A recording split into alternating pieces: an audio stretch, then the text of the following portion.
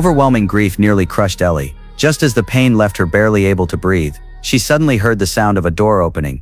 Ellie thought she was hallucinating, but when she looked up, she saw her youngest son John walking out of the house.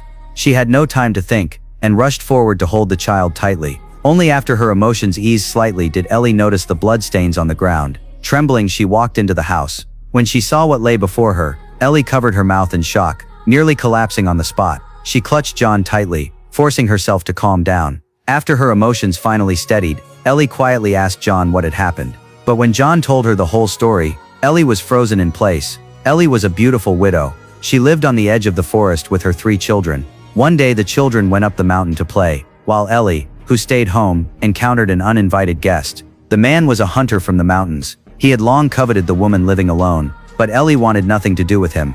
After being rejected by Ellie, the hunter became furious. He forced his way into the house, attempting to assault Ellie.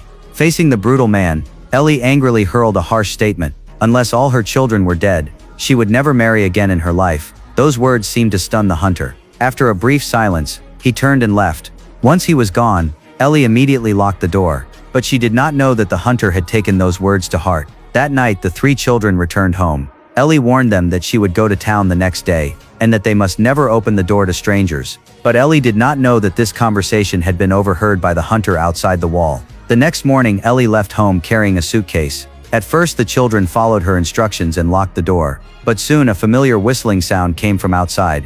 It was the tune Ellie often hummed while working. The children found it strange. They quickly rushed to the window to look, but there was nothing outside. The eldest slowly lowered his guard, even forgetting their mother's warning. He insisted on opening the door to check. John hurried to stop him, fearfully warning that someone bad might be outside. But the eldest did not care at all. To him, John's resistance was a challenge to his authority. At that moment, a knock suddenly sounded. The eldest pushed John aside, seeing that he would not listen. The frightened John could only hide. When the eldest opened the door and saw the hunter standing outside, he panicked and tried to close it, but it was already too late. The hunter forced his way inside.